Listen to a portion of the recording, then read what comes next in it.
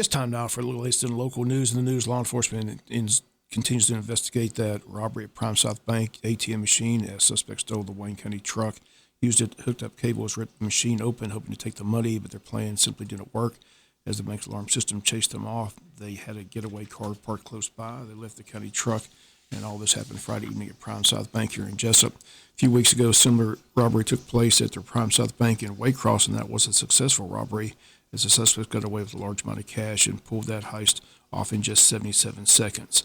Suspects are wearing masks. Police are using video surveillance to attempt to catch the culprits. If anyone knows anything about the robberies, they're asked to contact the Jesup PD at 427-1300. They say they're definitely professionals who know what they're doing. One successful, Friday's not successful in Jesup. Again, the investigation underway. Hopefully arrest made soon. Again, this took place Friday night here in Jesup at the Prime South Bank. Wayne County Registrar's Office has decided to extend the hours of early voting, which gets underway on Monday, November 28th through Friday, December 2nd. The times will be from 7 a.m. to 7 p.m. Early voting taking place at the Hall Richardson Recreation Center at 644 North 4th Street. The time, once again, 7 to 7, Monday through Friday. Extended hours during this special runoff between U.S. Senator Raphael Warnock and Republican challenger Herschel Walker. Once again, no Saturday voting in Wayne County, but extended hours Monday through Friday from 7 a.m. to 7 p.m. The election date is Tuesday, December 6th. That race continues to heat up. No one's giving a prediction. They state it's too close to call. Former President Barack Obama set to return to Atlanta for a second time to help Warnock's campaign. He'll arrive in Atlanta on December 1st. Democrats hoping Obama can drive up votes for Warnock's campaign. The visit comes on the eve of the final day of early voting, which runs up until December the 2nd. Warnock was in Herschel's hometown of Wrightsville Monday, telling a crowd that their favorite son is not qualified for the U.S. Senate. And joining Warnock at the rally was Herschel Walker's former football coach and high school social studies teacher, Curtis Dixon, who told the crowd that as a football player, Herschel was big and fast and strong, but none of that is going to help him in the U.S. Senate. Dixon says that Herschel's simply not ready. A reminder that on Thursday and Friday, December 1st and 2nd, the Altamont Baptist Church will once again provide the live nativity at JC Fairgrounds, at time from 6 to 8 p.m. It's a walkthrough event this year. Dates and time, once again, Thursday and Friday, December 1st and 2nd, from 6 to 8 p.m. Jesup DDA hosting their annual lighting of the Christmas tree. That's set for December the 1st at Pocket Park. The time, 6 to 6:45 p.m. Singing will be performed by the Jesup Church of God Kids Choir, and also kids from Jesup Elementary and Martha Rawls Smith Elementary will be performing. Santa will be a Cafe Euro that evening from 7 to 9 p.m. All that taking place again Thursday night, December the 1st. Saturday, December 3rd, the Chamber of Commerce Christmas Parade, the theme Old Fashioned Christmas, the time 7 p.m. Deadline to get an entry into the parade is this coming Monday, November 28th. If you'd like to get an entry into the parade, call the Chamber at 427-2028 for more information. We'll be back with more news after this word from our sponsor and other commercial messages, so please stay tuned. In other news, reality TV stars Todd and Julie Chrisley were sentenced to prison Monday in federal court, and U.S. District Judge Eleanor Ross sentenced Todd Chrisley to 12 years in prison plus 16 months probation, while his wife Julie was sentenced to 7 years in prison, 16 months probation. Chrisley, Knows Best couple, found guilty of bank fraud and tax evasion by a federal jury back in June. They had faced up to 30 years in prison. Their accountant, Peter Tarantino, was sentenced to 36 months in prison. He'll surrender May 1st after hip surgery. The reality stars were found guilty on all charges in the federal tax evasion trial. Special FBI agent Kerry Farley released a statement afterwards, which reads, quote, "Today's outcome shows when you lie, cheat, and steal, justice is blind as to your fame, your fortune, or your position. In the end, when driven by greed, the verdict of guilty on all counts for these three defendants proves once again that financial crimes do not pay," end quote. The Chrisleys, through their attorney, released a statement expressing disappointment with the ruling and that they plan to appeal. Prosecutors argued in the case that the couple deliberately swindled $30 million from community banks from 2007 to 2012 by inflating their net worth to get loans, purposely targeting smaller banks that did less due diligence than larger ones. They also alleged the couple actively hid millions of dollars that they made from their reality TV show, which began back in 2014.